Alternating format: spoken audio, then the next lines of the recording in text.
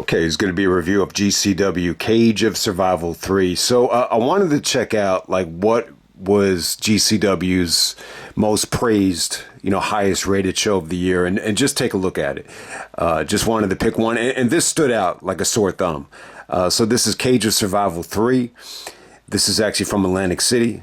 This was taped on June 2nd, 2024. And I got to say, I was very, very impressed. I enjoyed the show. I think this is the first GCW show I've ever reviewed, just in terms of, the actual product itself, like away from, Bloodsport and any sort of like WrestleMania attraction show. But hey, man, we're going to get right down to it. We start off with the Cage of Survival match. So when you look at this cage, it has, I actually like it. They actually have like one big opening with the cage, tilted downward. But we have Cage of Survival to start off this thing. This is Effy taking on Mance Warner. So huge night for Mance Warner. This is almost like,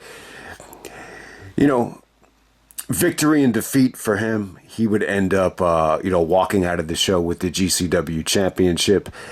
But he's taking on Effy here. So if you haven't heard of Effy, I believe he's actually a gay wrestler. During WrestleMania weekend, you hear it time and time again, the big gay brunch.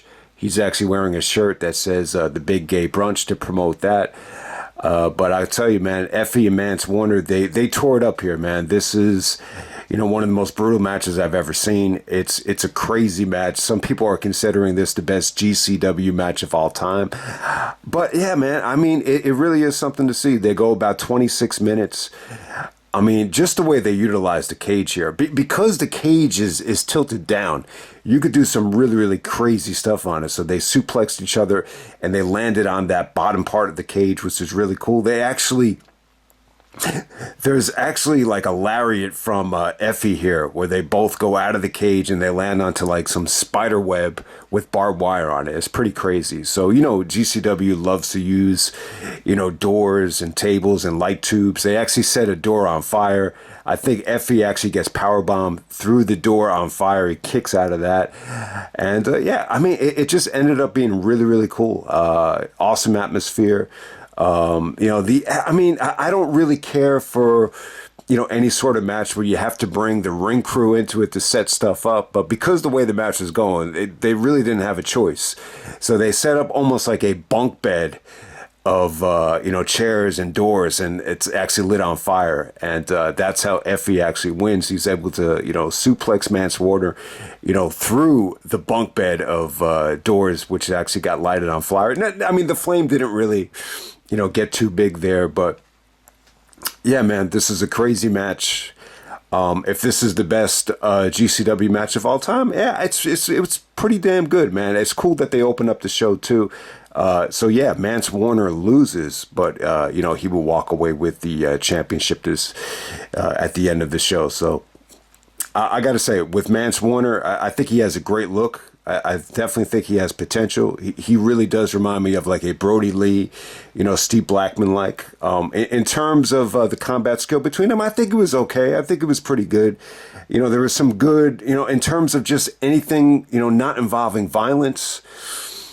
I think it was solid work between them. I think you had some really, really good, strikes and punches to start this thing. But other than that, the match is crazy. It's definitely something to see. I like the way the cage looked. I think one of the things I hate about cage matches is that they feel a little bit too constricted. But, that opening really let them, experiment and just do some really, really fun and creative things. So next we have Mike Bailey. Speedball Mike Bailey actually taking on Megan Bayne, a female here. And I got to say, this was really, really good. Megan Bayne, apparently she's actually signed with AEW and she's actually part of their developmental. And, I guess they're allowed to, go out on the indies and just, get their feet wet until they're ready to come up to the main roster. So she's taking on, Speedball Mike Bailey and a really, really good match right here. I think this is the this is the benefit of having some of the females work with, not just any male, but, one of the best in the world in Mike Bailey. I think Bailey did a really, really good job of, making her look good. I think, he's able to cover up some of the weaknesses. If she's in there with, any other female that's, trying to get their feet wet, you probably would have seen, a much weaker match right here. But, anytime this was about to drag, Bailey's just timing and athleticism just kind of brought it to the next level. And it was good. It was some good shit. Megan Bayne, really, really talented. The highlight of the match is actually, countering the flamingo driver into the powerbomb. And Megan did some great selling here. Bailey did a good job of just, locking in and working over the arm here. So it was really, really good. Megan Bayne, definitely talented. She definitely, hung in there with Mike Bailey. And they had a good match, and it was long, too. It was really, really good. So definitely look out for this girl. This is going to be like AEW's Jordan Grace, I guess, when she gets to the main roster. So next up, we had the Gahbage Daddies of Alec Price and Cole Radrick actually taking on the Big Japan team of Hideyoshi, Kamitani, and Yuki Ishikawa. I actually thought this was okay. This is going to go down as the least memorable thing on the show, but it was cool. The guys from, I think, where were they from? Big Japan. They were in a tournament of survival the night before. They show highlights of it. It looked brutal, so it looked like they were banged up here. They used a little bit of weapons here, but for the most part, I think Cole Radrick and Alec Price looked like a cohesive tag team. I thought it was fun. Good action while it lasted. I don't know why this match is getting so much shit. I just thought it was a lot of fun. But yeah, look out for Cole Radrick. He actually is the brass ring holder, and he would. It was almost like their Money in the Bank holder, and he would try to cash it in later on in the show. All right, next we had a death match between Big F and Joe, taking out Matt Tremont. If you haven't seen Matt Tremont, really, really, fat dude, bald. A lot of meat, a lot of mass to him, and these guys had a death match right here. It was pretty crazy. Tremont actually got, he took a steel chair shot with the cheese grater, and his, head was all sliced up. It looked like a miracle if they were going to stop that bleeding. Hopefully they did stop the bleeding. This had to be like the most blood I've ever seen on such a big, thick, bald head. I mean, it's something to see. But the match was actually kind of fun while it lasted. Tremont was able to do some Death Valley drivers through doors, and it was pretty damn entertaining. While it lasted. I mean, the match isn't going to be for everybody, but hey, Matt Tremont goes over Big F and Joe in a death match, and then we move on to the main event. This is the GCW Gauntlet of Survival match. So before we get into it. Matt Cardona is actually like the general manager of GCW, and he wants to make sure his own champion wins. He actually agreed that Joey Janela actually won a match, and guaranteed Joey Janela to be the last one in this gauntlet, and so Matt Cardona agreed to it.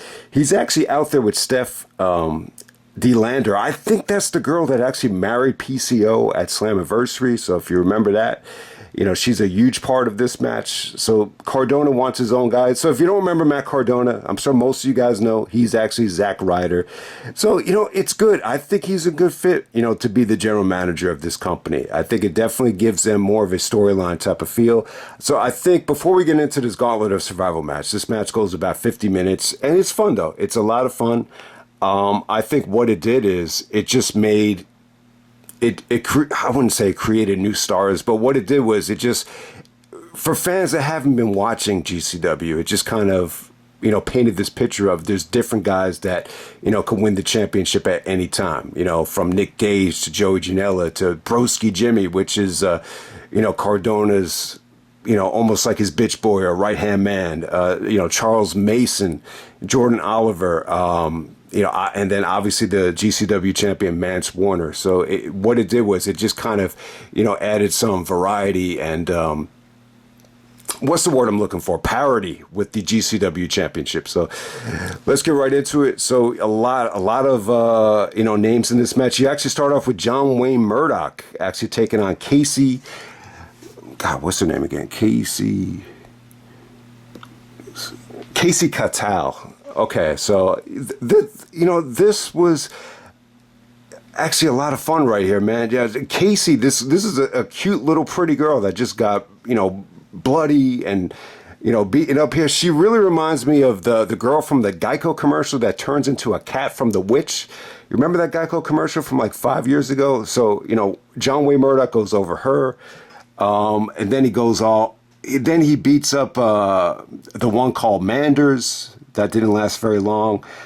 So John Wayne Murdoch is really dominating this thing until this little midget named the Microman comes out and, beats him in like 10 seconds here. So, and then we have Shane Mercer coming out to take on the Microman. I got to say, Shane Mercer looked pretty good. He's a hell of a talent. Him and Jordan Oliver, definitely probably did the best wrestling in this whole gauntlet. So if you remember Jordan Oliver, he used to team up with Nick Wayne at the East-West Express. Remember them? They took on the Motor City Machine Guns last year during WrestleMania weekend. So yeah, Jordan Oliver, Shane Mercer, that was definitely probably the best wrestling in the actual match. And then Charles Mason comes out. So if you haven't seen Charles Mason, he definitely has like an evil type of vibe to him. Charles Mason, almost reminiscent of Charles Manson.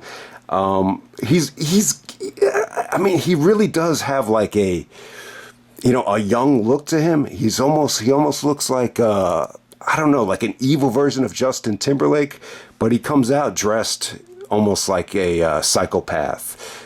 His facial expressions, if you watch him getting beaten up and bloody, like he'll smile and give evil smiles. So Charles Mason, as the match progressed, it felt like that was going to be, Cordona's pick to win this match. So Mason goes over Jordan Oliver, and it looked like Charles Mason was going to be crowned the new GCW champion. Joey Janela does not show up. And then we get a surprise appearance from Nick Gage. Nick Gage comes out and, beats the shit out of Charles Mason. The fans go crazy. So, Nick Gage definitely has a lot of popularity in this environment. In some ways, it feels like Gage is still like the biggest draw in GCW. He's really like the face of what they represent. So Gage goes over Charles Mason. And then all of a sudden, Cardona decides that Broski Jimmy is going to be in the gauntlet. Broski Jimmy actually defeats Gage thanks to the help of Steph DeLander. And then all of a sudden, Joey Janela comes out. So Janela actually got beaten up earlier on in the day, and he has his ribs all taped up. So Joey Janela comes out and beats Broski Jimmy. And then Cole Radrick comes out with the brass, trying to cash in the brass ring. It's almost like the Money in the Bank, cash in. It seems like there's a lot of these things. People win a gauntlet match, they get to cash it in. So before Cole Radrick gets the chance to cash it in, Steph DeLander actually just tackles Cole Radrick through a door, and it was a pretty nasty bump. So Joey Janela is like, oh shit, I guess I win this match. And then all of a sudden, Mance Warner comes out and defeats Joey Janela in like 9 seconds. Comes out of nowhere. He's still all bloody, but Mance Warner wins the GCW title the same night he.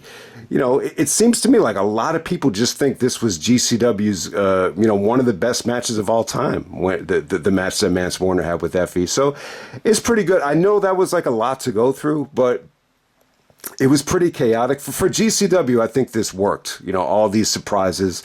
All the teasing of cashing ins and all the different stuff that they did here. I just think this was definitely a good show, like to start out with if you don't really know a lot about GCW. So this isn't going to be a GCW channel from here on out. I just wanted to just take a look at one show and just see what was going on. And but it's a shame. It's a shame that some of the GCW reviews don't get a little bit more attention. I just think that I think wrestling is in a good place right now. I think, with WWE and AEW, that there's so much great, television on right now. The industry is a lot better, I think, in the mainstream world than it was, 7 or 8 years ago, like compared to like 2017, 2018. There's no doubt about that. But the side effect is, it's just, do you really need to watch the indies, or do you really need to, keep an eye on GCW? But,